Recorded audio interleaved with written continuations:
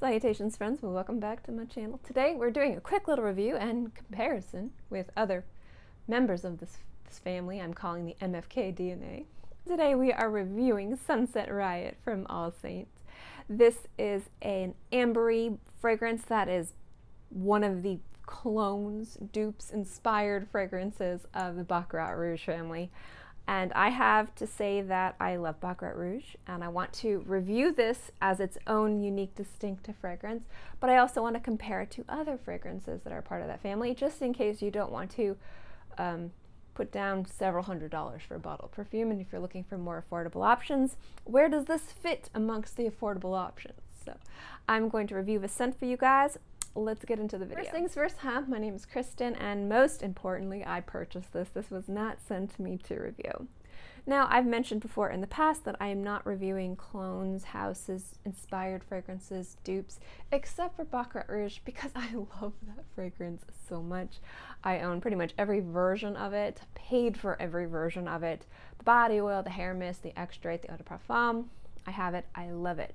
I also completely understand when people do not want to spend hundreds of dollars on a bottle of perfume, so I like to bring you guys my thoughts and opinions on cheaper alternatives to that particular DNA.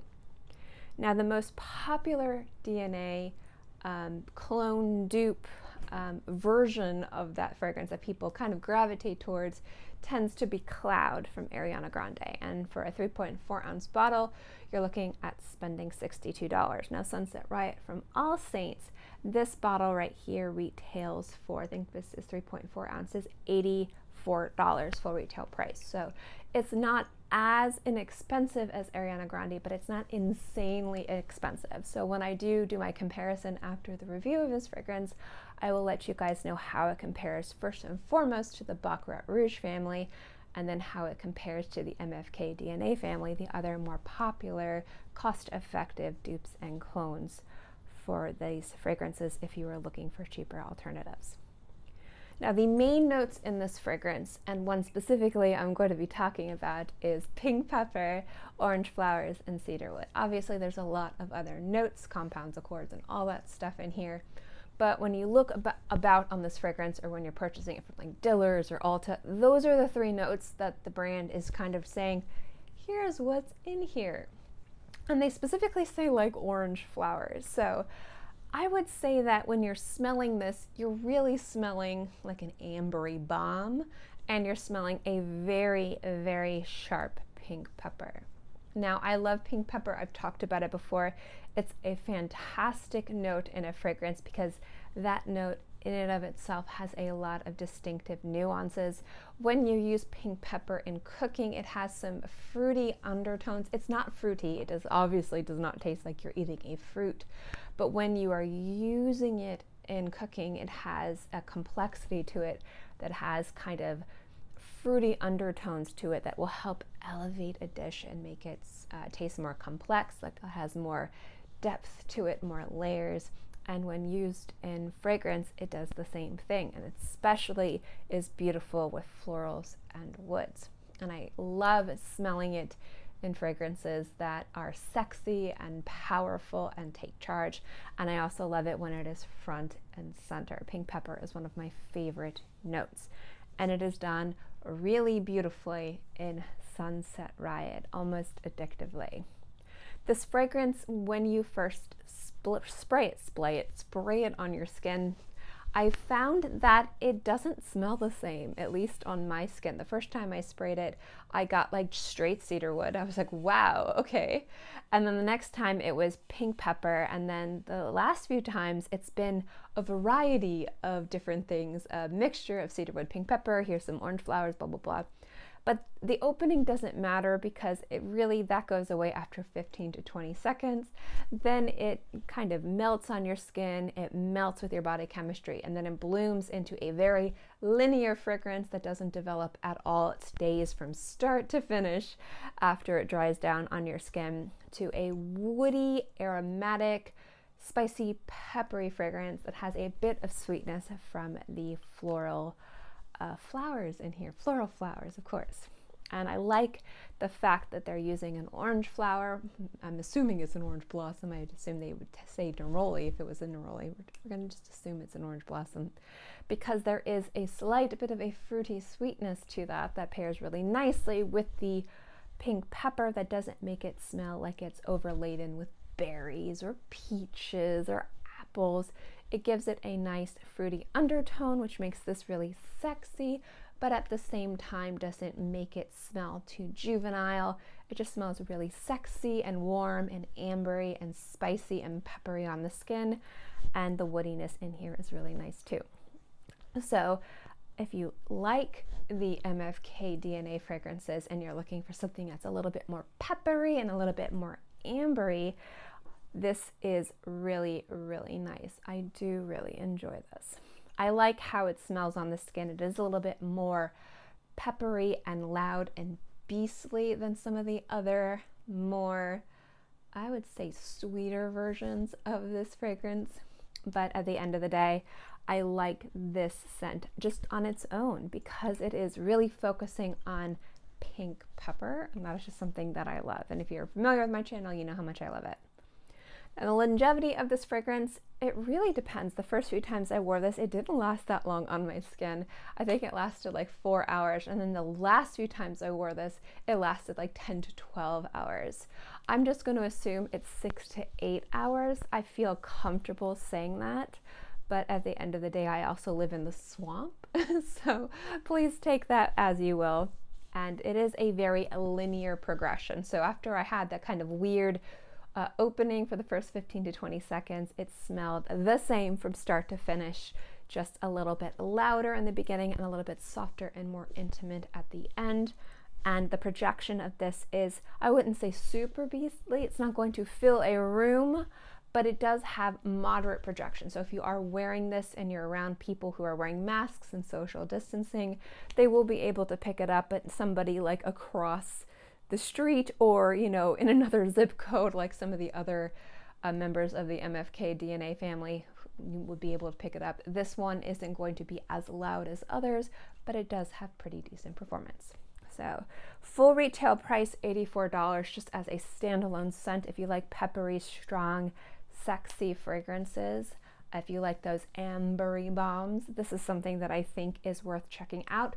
Full retail price is definitely not it's not an expensive fragrance for what you're getting, but at the end of the day, I think that it's beautiful, it's sexy, it's wearable, and I like this DNA a lot. I like pink pepper, and I think I'm very biased to pink pepper fragrances. So I know there's a lot of other reviews of this. I know a lot of people like to talk about fragrances that smell similar or identical to Baccarat Rouge. So I know that there's already a lot of reviews out there, but I wanted to chat about this.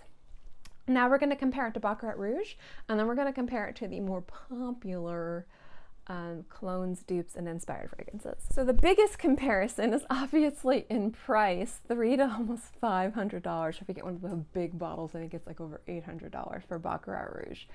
I love Baccarat Rouge, and I love the extrait. That bitter almond is just gorgeous. I don't think any fragrance, in my opinion, has been able to top that. Like, some dupes or clones out there are like solid, like the same, and some of them I've smelled and I've told myself that smells almost identical to it, like very, very close. But sometimes there's, in how it wears with longevity, it doesn't develop the same way.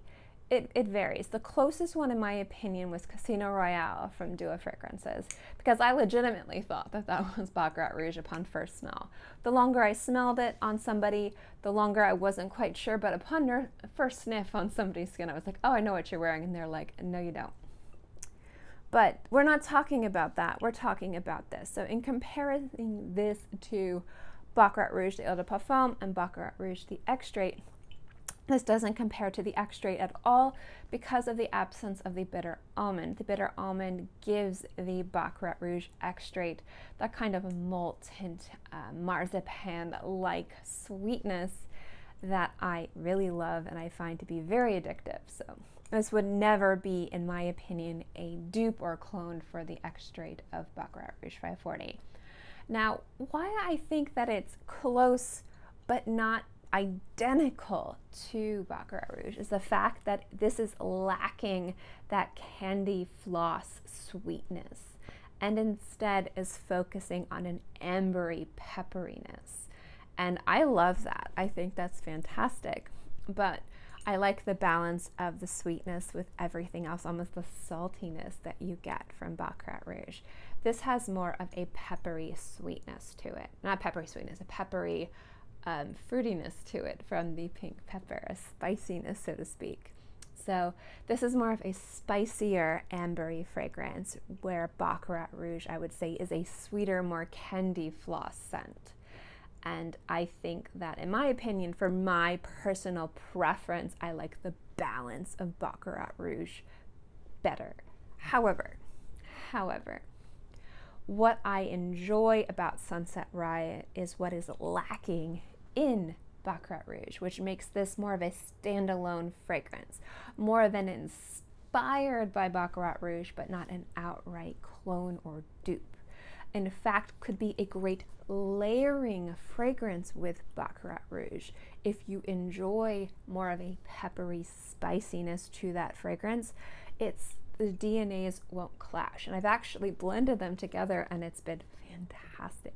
Maybe a little too much for summer, but it's been fantastic. So as a clone or dupe to the Baccarat Rouge official family from MFK, I don't think that it is a clone or dupe. However, if you like those DNAs and you think that those are too sweet, this would be a great stand-in as something that's a little bit more shared, a little bit more woody, a little bit more unisex, a little bit more peppery, spicy. And I think that's where this shines, personally. Now, when we go into the clones or dupes, what I see in the more affordable, this price point, they're focusing more on sweet saltiness and amber and less pepper. And I love that. The cloud to me is gorgeous, it's sexy, it's delicious. It's very wearable, it's very affordable, it's very accessible, and I think that is why it is the most popular Baccarat Rouge clone. If you're looking for more of an Ambraxan bomb, you have the Thomas Casmala Après de l'Amour, and I know I mispronounced that.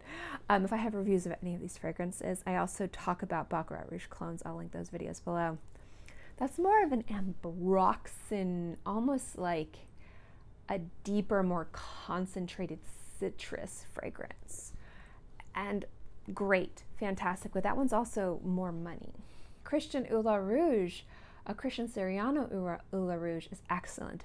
Burberry Her, who the nose is, Francis Kurkdjian, is also fantastic, but fruitier and more feminine. What I've noticed with a lot of, or you know, like I said before, do a Casino Royale for like just an outright kind of clone for something very similar. But price point, accessibility, something that's more masculine, more shared, less sweet. Because when I see people talk about not liking Baccarat Rouge or the DNA, a lot of it's been focused on the aspect of it being, it smells like candy. I can't imagine a guy wearing that, or guys being like, I don't want to wear that because it smells like candy. And that's fine, not everybody wants to smell like candy. And I think that the addition of a very strong ambery bomb here with a nice kind of front and center pink pepper on the skin start to finish makes this more of a shared, easy to translate as a definitively unisex fragrance, rather than everyone saying this is unisex, but it smells like cotton candy fragrance.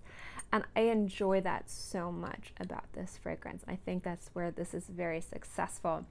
And that's where I want to see fragrances that are inspired by very popular hype scents. Is I don't want to see an outright cookie cutter same version. I want you to do something slightly different with it, so that way there's a reason to add it to your collection. I mean, don't just buy things to buy. Please do as I say, not as I do.